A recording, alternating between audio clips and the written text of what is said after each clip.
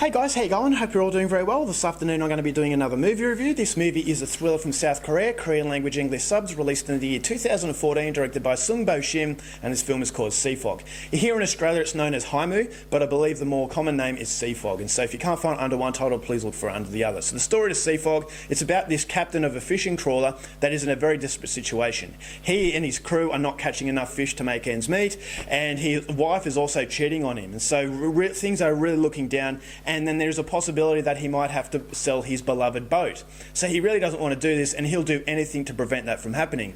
So desperate times call for desperate measures, and he gets word that someone he knows is a contact in the people smuggling business. And so he talks to this guy, and he actually gets through to the people who smuggle these Chinese Koreans from China into Korea. And so the idea is that this captain is going to take his crew out into the middle of the sea. He's going to meet up with this boat that's going to transfer these illegal immigrants, and he's going to bring them back. So it's a very risky thing, but the paycheck is too good to refuse, and if he actually succeeds in this, that's the answer to his problems. And so as the situation starts to spiral out of control, the captain is faced with a very, very devastating decision that is going to shape everyone's life. So what that decision is, something you're going to have to find out for yourself, because that's as far as I'm going with my synopsis. Now my thoughts on Sea Fog. There are, as far as South Korean films are concerned, we have heard of the movies that have hit the world by storm, and that's what I call top-tier South Korean cinema. Then you've got the second-tier South Korean cinema, where they are very good, they are very worthwhile, but they are lesser known, and they're not quite as good as these films for the reasons that I'll go into a little bit later. But I would definitely say Sea Fog, aka Haimu, is one of those second-tier films. It's very well made. I thought it was a very dreary feeling that the film had. The cinematography does a very good job at actually emulating what these crew members were actually facing. You know, the really smelly, sort of fishy environment that they were in. I thought the discomfort was emulated very well through the visuals. It's a very dreary looking film, and it just captured the life of a fishing trawler, is that sometimes you are going to have luck, but there are going to be times where your luck is not on your side. And this was one specific moment in this fishing crew's life when they were faced with a desperate situation.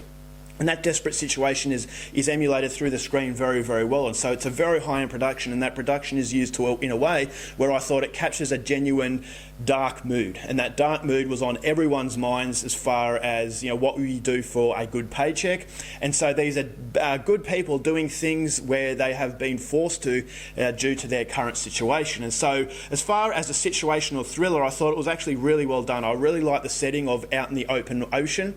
And so they're doing these really bad things, and it does cut off possibilities for the suspension of disbelief. And what I mean by that is obviously they're breaking the law, so they can't just call the police. And a lot of these films, when they're in trouble, you constantly ask yourself, just call for help, just call for the police. And you see, you have to have a suspension of disbelief to enjoy those movies, but this film actually puts it into a situation where there are a lot of those avenues for have been cut off. And I thought it was really smart in the way that it did that, is they can't just call for help, so they have to really fight on their own.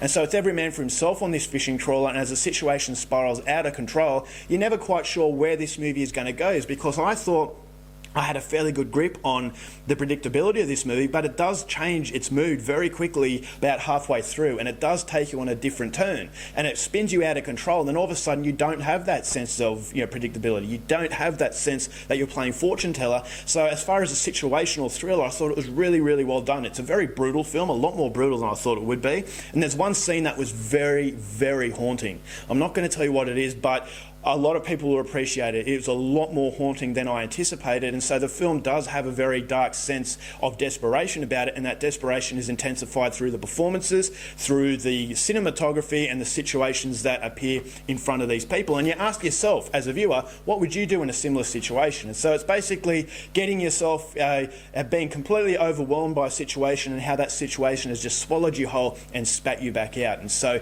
the overall setting, I thought, worked in its favour, and it allows that really strong, you know, situational sort of sense to really play out in front of you. So that was all very good, and I thought the soundtrack was really well done as well. And so this is a movie that has the production of a top-tier Korean film, but unfortunately where this movie falls a little bit lower was the character development. Is that this, as I said, this is a situational thriller where you care more about how these situations are unfolding, as opposed to investing your time into these characters. And so you don't have any real emotional connection with these people, is because they are a bit vague.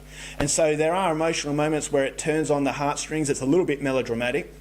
But the melodramatic moments thankfully aren't overplayed, but they don't work quite as well because you never really gravitate to them. It's more a sense of, okay, how's this going to unfold? And you're on the edge of your seat in some of these really well constructed suspenseful set pieces, but unfortunately it just doesn't reach that top tier because the top tier films know what it is to make a great situational piece, but at the same time give you emotional connections to the characters that actually intensifies that moment of suspense, intensifies the moment of fear. And so this movie does possess fear and desperation, but I thought that would have been magnified had the director had a little bit more time and effort into the characters, maybe draw this movie out a little bit longer than it is, because then it would have made the ending even more of a gut punch. But pushing that aside, it is still a very, very good South Korean film. If you are a fan of South Korean cinema, I would highly recommend you check out Sea Fog. It's a film that will make you feel seasick just from the way it looks, very dreary and downbeat, but definitely worth your time. Overall, I'm going to recommend it. I really enjoyed it. Doesn't quite reach the levels of brilliance,